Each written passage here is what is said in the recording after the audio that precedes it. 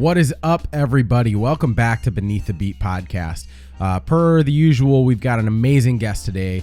He's an incredible drummer from the west side of Michigan. Please welcome Calvin Allen. Calvin, again, thank you so much for coming on the show tonight. We really appreciate having you, man. Thanks, guys. Thanks. I appreciate being here, man.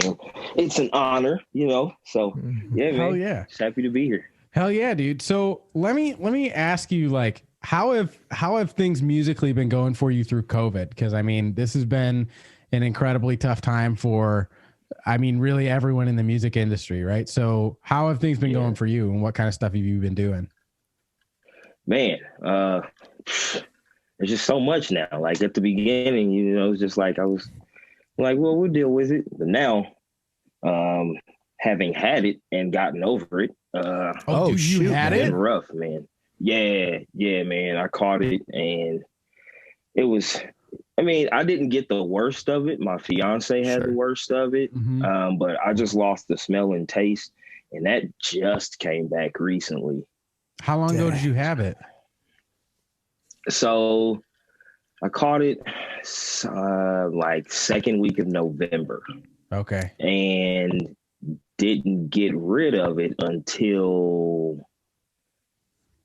like second week of December, really. Yeah. Wow. And just last week I got my smell back. Holy moly. That's something I've talked to a lot of people about who've had it. It's the smell and the taste takes forever to come back. That's rough. Yeah. And then like my taste is not really back. It's different.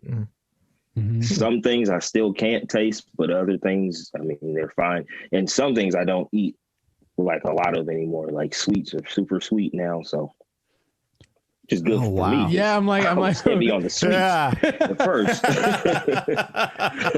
It's like the ultimate. I guess it's like the ultimate palate cleanser. Right. So it sets you back to zero. Dude, man. This trend. Got me back on water. Yeah, well, that's good. That's good, man. There's this trend. Gotta stay hydrated.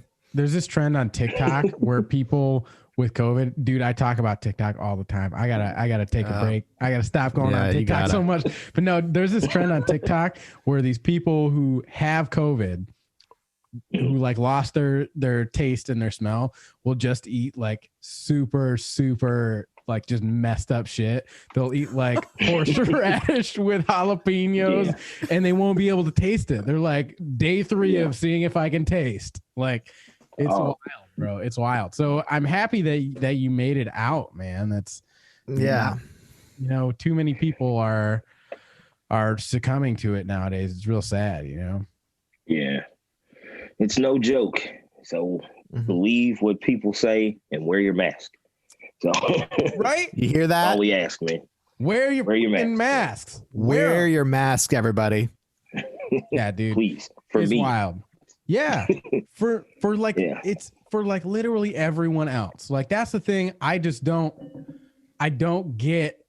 not get. Why will you not put a piece of cloth over your freaking face when you go into Meijer for 20 minutes?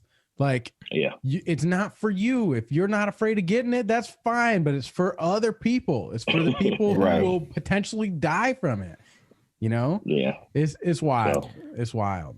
But yeah, man. So what kind of stuff you been doing musically? Hopped on a thing there. Dude, you kind of have to when you're talking about COVID, man. Yeah, you're like, I got COVID. I'm like, oh shit. Yeah. Couldn't just fly by that one. Yeah. But no, man, it's for a lot of people, it's gotten me, to sit down and just be able to practice more and work on my craft and look into different parts of my craft that I may not have known, or may not have been very familiar with. Bought an electric kit because I stay in an apartment and apparently not too many people think I sound good. So, no, they just think you sound too good. They can't handle it. Sure. Or there's a lot of kick drum there. I was like, so yeah, I've gotten a lot of more practice in, and listening to a lot more music now. Yeah, cool. I don't usually I just listen to whatever's on the radio, but now I get to dive in a little more and do a little more research. So it's been fun for me. Yeah. Who you been listening to? Right. So a lot of drummers now. Oh, so Sean Wright's got a new album out. And so I've been listening to a lot of him because usually I just listen to like his live stuff, but now he's producing his own stuff. So listening to him, listening to just a few other drummers as well, just to try and get like different techniques down. There's a lot of new drummers out that are younger.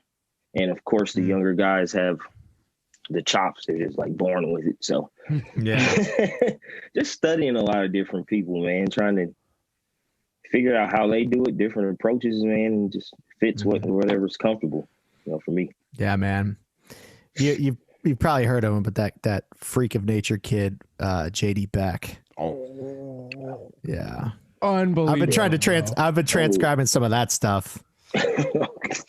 Yeah, I gotta slow that all the way down. Yeah, that dude's nuts, man. Like, and it's just so. It's just so comfortable with it. It just flows. It's like, dude, I cannot comprehend it. It's pretty unbelievable to me. There's this kid, I'm trying to find him right now because like I gotta pull him up and show you guys. I just found this guy on Instagram the other day and it's some scary stuff. So Andy, I'm gonna let you talk for a second because I definitely need to find this and pull this up. Well, yeah. The thing that I've been really, because I can relate to you 100%, Calvin. It's definitely given all of us musicians time to like kind of hone in our craft. I think the videos I've been checking out the most are those Zildjian featured videos. Nice. Yeah. Those, and then the Vic Firth, the VF Jams, because there's like this one dude who like transcribes all of them. It's like, what are like, even with the transcription right in front of my face, like looking at it, reading it, and like playing it, it's like, I can't imagine like going through that, like listening to the same thing over and over again for that entire, and those aren't short either. Those are like 7-8 minute long pieces, man. Yeah. Like I said, I can't put it into words sometimes, man. Just the things they do now. I'm like, I wouldn't even have thought of that kind of stuff. And I kind of think of myself as an older guy in the game now, you know? Yeah. Calvin, how old are you, man? 33, man. Cool, man. 33 back in December. So awesome, dude. Dude, you're 33 years young. Right. We're all in that kind of the same. Yeah, man. We're all in kind of like the same generation. I'm 29. I'm about to be 30 in March. But I always think about this too. I think about because back when we were young, you had to like rent those VHS or DVDs of like instructional videos or like the Modern Drummer festivals. You like watch those and like figure it out from there. I remember watching like the Buddy Rich Memorial Scholarship concerts too. And it's like, man, if I had access to YouTube back then, shit, man, these kids. Yeah. You ever think about that? I only had, yeah. They have a lot. There's a lot more access to just everything now. Everything is at the touch of a button, man. I can search whatever and play it when I'm ready to play it. I don't have to return this video that I rented from Blockbuster. You know, so yeah, man, for Blockbuster, and then like also like renting from the music store down the street or whatever. Yeah, dude, I didn't have a music store down the street. Nah, I think I had a music store down the street, but I wasn't aware of any of that kind of stuff. I wasn't. I didn't have a music. Nah. No, I did. It was Bees Music Shop. They're dope. They're still there. They're still there. And apparently, like, I live in Mount Pleasant, you know, there's not a whole lot of music stores like further north than where we are. So a lot of people from like an hour and a half north of here will come down to Mount Pleasant to go to B's Music Shop. Now, the only gripe I have with them is they're like so many music shops nowadays where like they think like guitars are like the only instrument. So it's just such a guitar heavy store. And like I started as a trumpet player, you know, so I actually got my first trumpet from there, but the only trumpets they had were like these little crappy used ones which was fine for me. You know, I was like 13 years old trying to learn how to play trumpet, but yeah, it's wild. I guess we had YouTube back then for me when I started learning, but that was like in the early days of YouTube where there was like the one shoes video. Like, oh my God, shoes. Right. Let's get some shoes. There was that video, and then the salad fingers ones. Yeah. And then do you guys remember the My Hands Are Bananas song? Of course, dude. My hands are bananas. My hands are bananas. Keep the monkeys away from my hands. Keep the monkeys away from my hands. Yeah. All right. Thanks for coming to my TED Talk. That was fun. I found this kid on Instagram. He goes by Raghav Drummer. That kid, dude. It's pretty stupid. I'm going to share my screen because if anybody is watching this video or anything, go follow this kid because oh my gosh, he's freaking unbelievable. But check this out. I think I may have seen it once.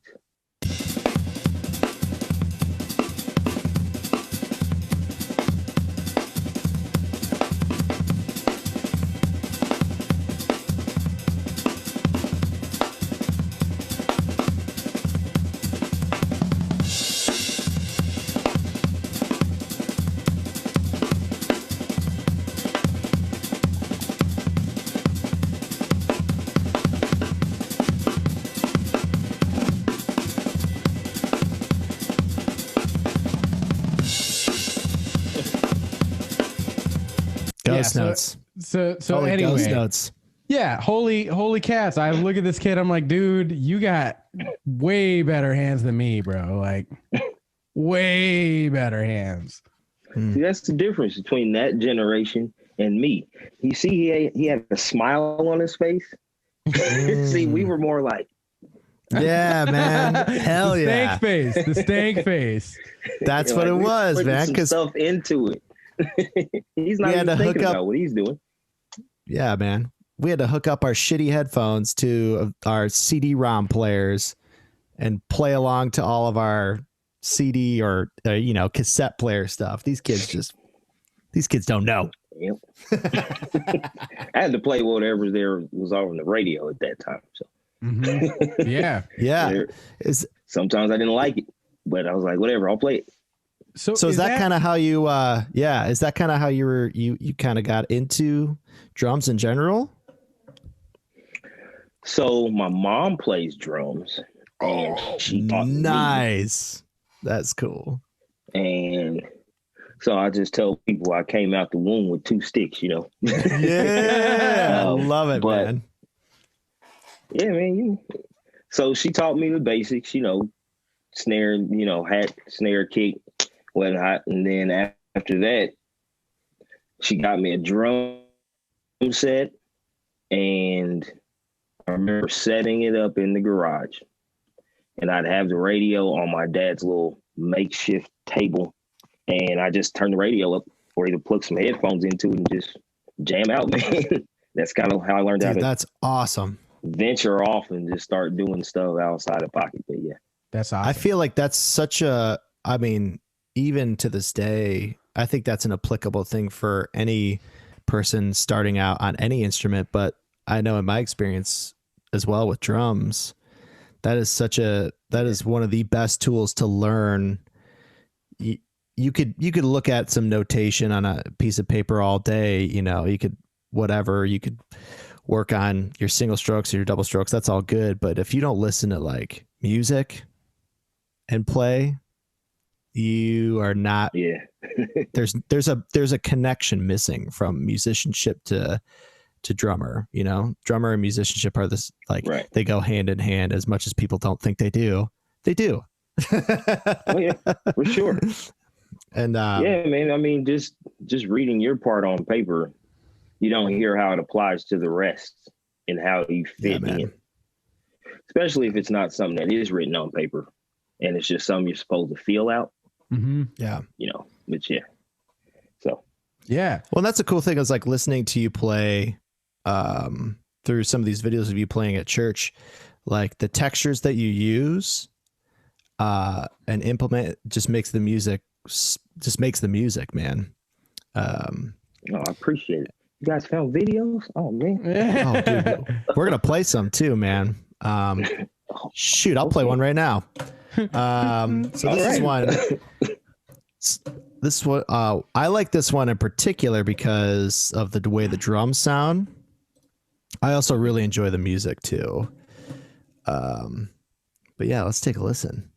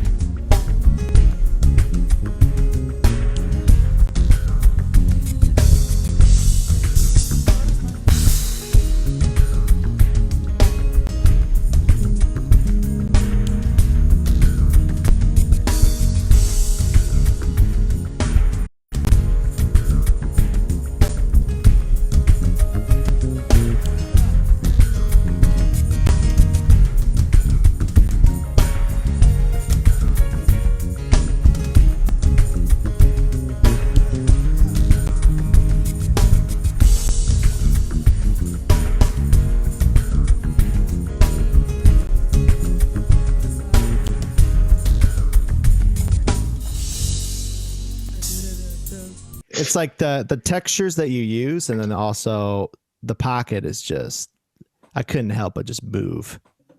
Yeah. Sounds so good. I appreciate it, man. Dude, yeah, you're a beast, dude. I remember the first time I heard about you, I was at a rehearsal with Adam Marth, and he was like, yeah, I started playing. Yeah, dude, the guy, right? The man. Yeah. And he was like, oh yeah, I just started playing with a new drummer. His name's Calvin. He's a badass. And then it was probably a couple weeks after that I played with you and Hannah in Grand Rapids. Oh, okay. Opening for Sean. Dude, walking to that rehearsal, I was like, all right, man. Like Calvin's laying down. It's like we're good to go. We're good to go. We don't have to worry about anything. Yeah, Calvin's going to take care of it all. Yeah, it's like we got a bus driver back here and we're all good. Let's just ride the wave. So what's going on with you and Hannah in the pandemic? Have you guys done anything? Or I saw she was playing, I think the other day at like Founders, but I didn't know anything really about it. Yeah, man. Unfortunately, like a lot of people when COVID first hit, like, and it was like really strong, it took out like all of our summer gigs. Mm-hmm. So unfortunately, like the band kind of fizzled out. Yeah. You know, we kind of just, because we didn't know when we were going to see daylight anymore. Yeah. Yeah. So, you know, a lot of people were just, you know, we were trying a new thing where everybody was going virtual with doing everything, trying to be a mini producer in your own, you know, in your own house. So a lot of people, like I said, we kind of just fizzled out. Everybody kind of went their ways. I know Hannah is still doing some shows. She's doing kind of a different genre type thing now. Okay. It's not so much pop and funky as it used to be. Yeah. But, you know, all music speaks. Bro. There's it's cool, man. You know, it's all right. You know, these things happen. I am, I'm honored and super, super grateful for the experience and the opportunity, man. Because there's like, the way I view things is things don't happen like badly to you. There's always something you can learn from it. Even if you get like fired from a job, you were probably there longer than you should have been anyway. That's like the glass half full approach, though. That's such a good approach to have, especially now. Yeah, man. Like you can learn like you just said, a lot of musicians are figuring out new methods and ways to still do their craft, whether it's like, working on the producing skills or doing like the smaller live setting. Like musicians are resilient and they're looking at, if you're optimistic and you're creative, you're going to figure it out. I mean, yeah, like I said, this hasn't been a negative experience at all. It's taught me more, to look more into how I tune, and as far as in different types of tuning, and then what you might hear live that sounds like great does not sound that great recorded. So yeah. So what kind of tuning have you been experimenting with?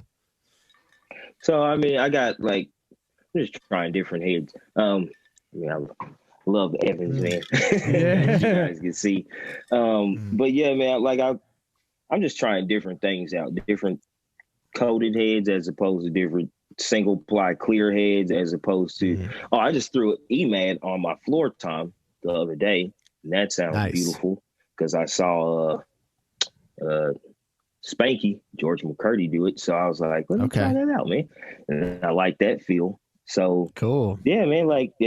On my 8 and 10 though, I like those coated because I like a warmer sound there. Interesting. But my 12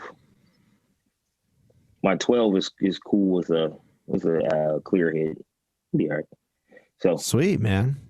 That's cool. Just different sounds, man. I thought I used to have to have like the picture drum set where all my heads were the same and they all had to match.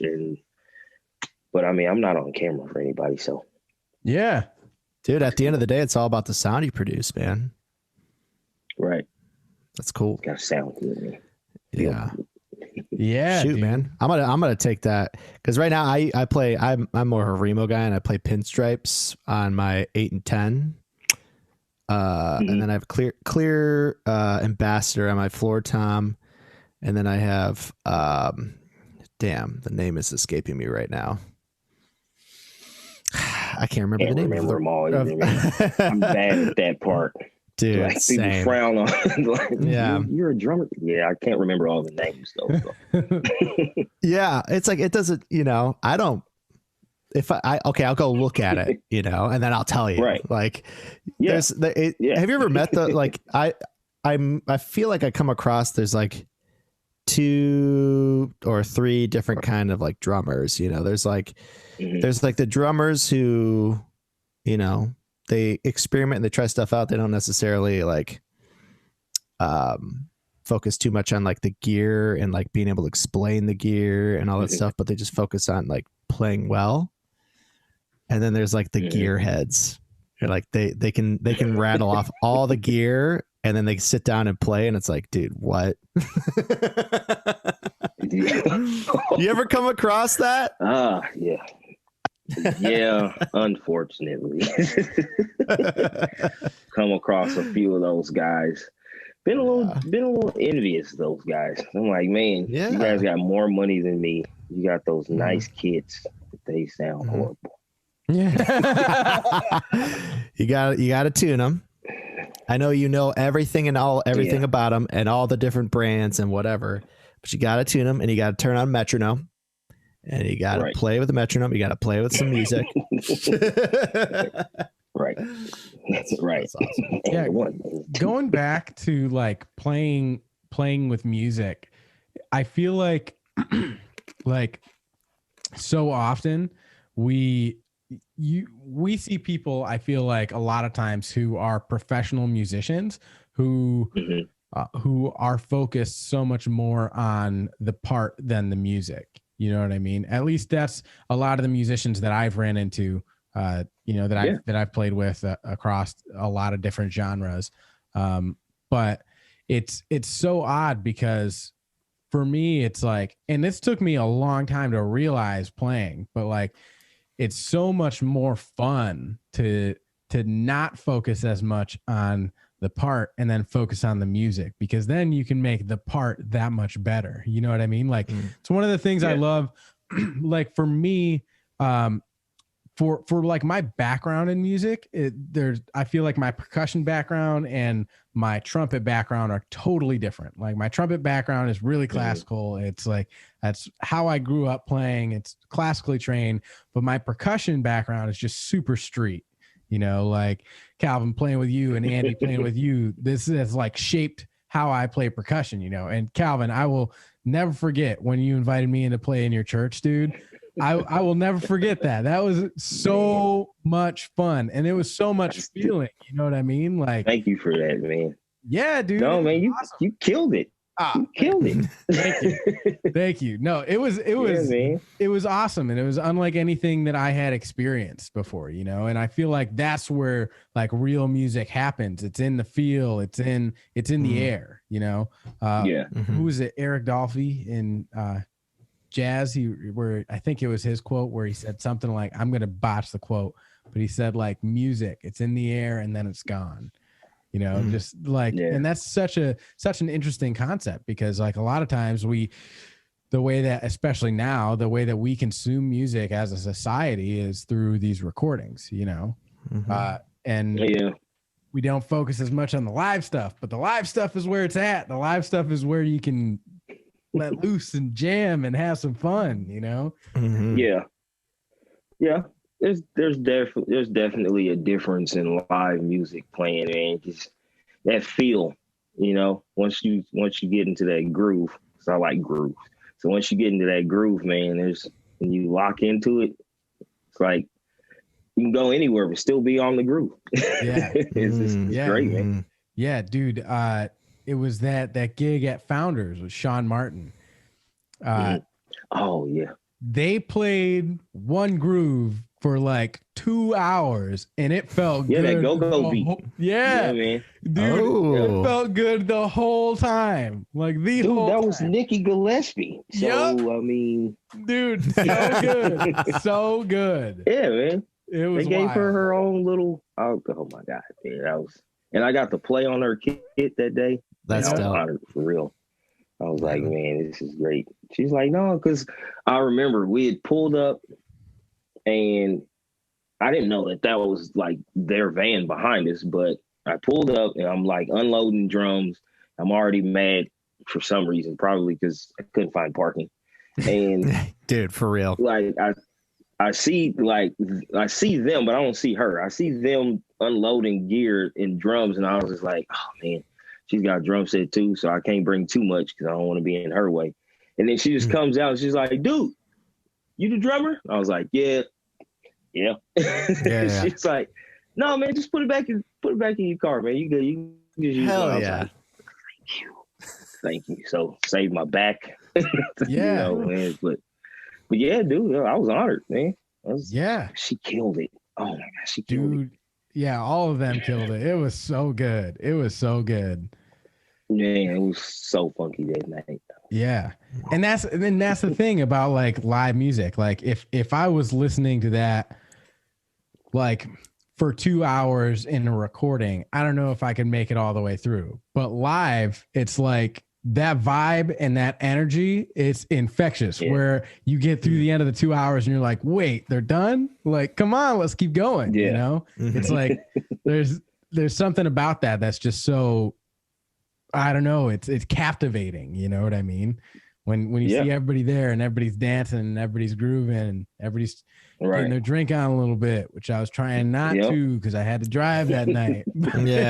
2 hours back. 2 hours back. Yeah. But yeah, man, it was awesome. It was awesome.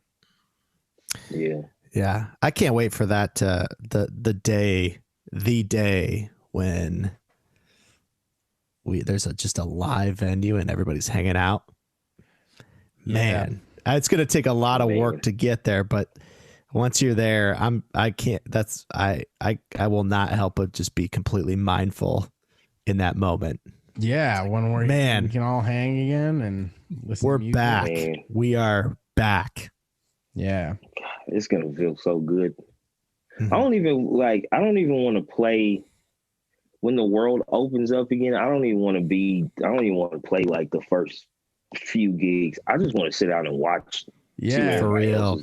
I'm like, dude, that's what you were doing while we were hibernating. Yeah. Yeah. Right. Yeah. Everybody is better. Oh my God. Yeah. I'm just excited, man, because yeah. Calvin, that's a good point too. It's like because there's also going to be just first of all, there's going to be the excitement of, that live setting again, but all the musicians that have just been in the shed this whole time, coming out a different musician than they were beforehand and just letting it rip, that's going to be real cool. It's going to be real cool. Everybody's going to take off, go on tour. Yeah. Get in the van, get the hell out. Well, so I want to take a poll. When do you guys think we're going to be able to do that stuff again? Because I mean, I have a feeling that things will start to regain some sense of normalcy by I think in July, things will start to get back to some sense of normalcy, but I think masks are still going to be a big thing. I think restaurants are still going to have a capacity, mostly outdoor seating, that kind of stuff. So you think it'll probably be summer 2022 or further or sooner? I mean, I'm not going to rush it. I was thinking maybe the end of this year, but that was before the vaccine actually came out, which I'm still not. I'm not against the vaccine. I just want to see how a few people react first. Mm-hmm. Then for sure. Yeah. But yeah. But I don't know, maybe I'll say the end of this year because that's when I'm going to be comfortable. Yeah. That's fair. Dude, I saw, I'm going to completely derail the train. I'm sorry, Andy. You can't. No, you're good. So you're good. This is just a short snippet, but you guys remember the movie I Am Legend? Yeah. Oh. Andy, you remember I Am Legend? Yes. Do you know what year that movie took place in? It was 2000. It wasn't that long ago. It was 2021. 2021 this year. Oh, you mean that it took place? That the movie took place. Okay. Yeah. Do you know what caused that zombie outbreak? A faulty vaccine. Oh yeah. What? Will Smith predicting the future, man. Dude. And he's having a grand old time on TikTok, man. His TikTok is fire.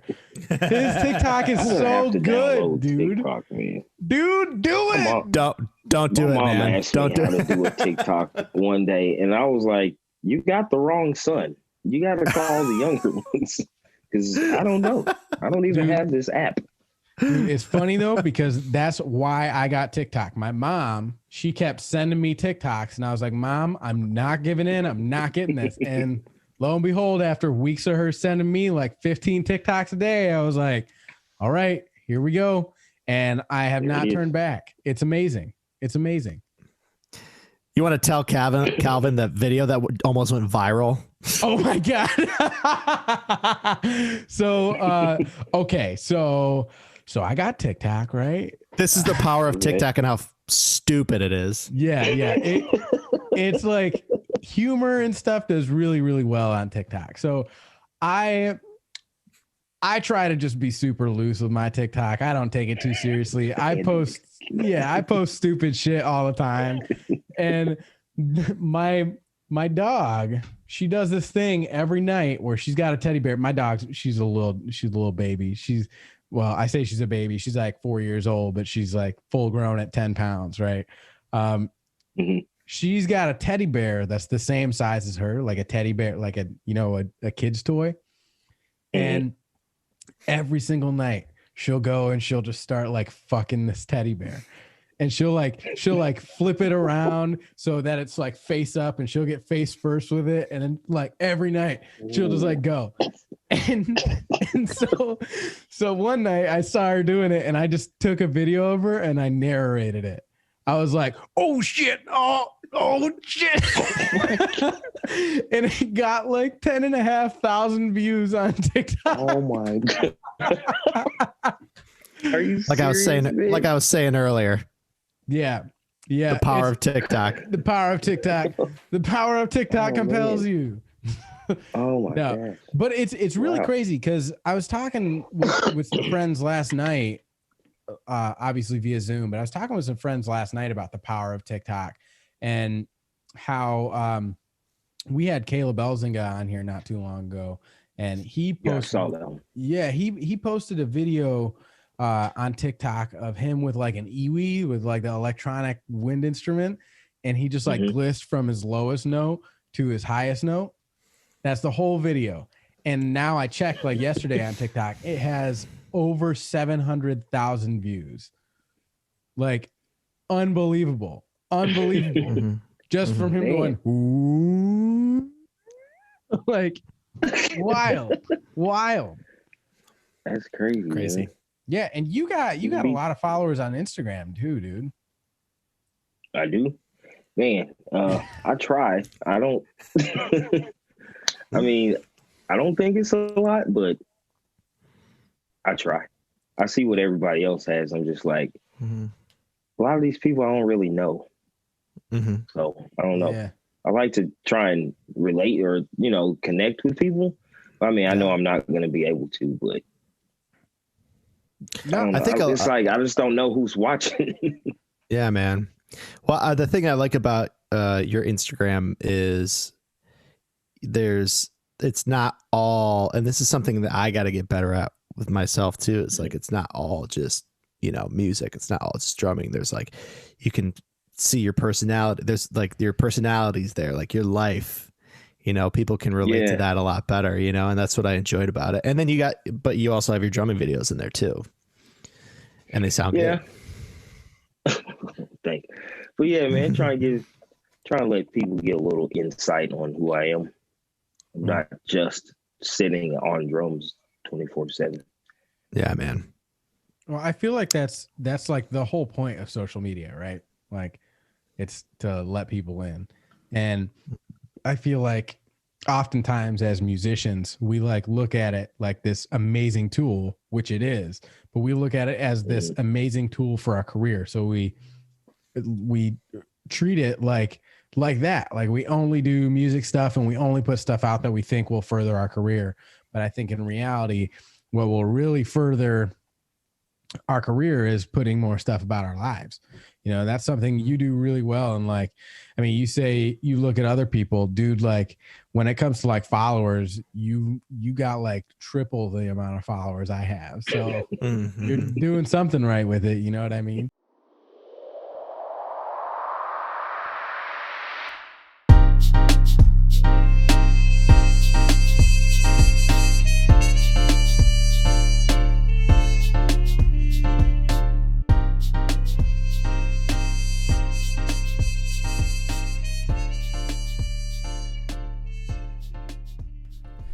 And this concludes part 1 of our interview with Calvin Allen. Please join us Thursday, February 18th at 11 a.m. Eastern Time for part 2.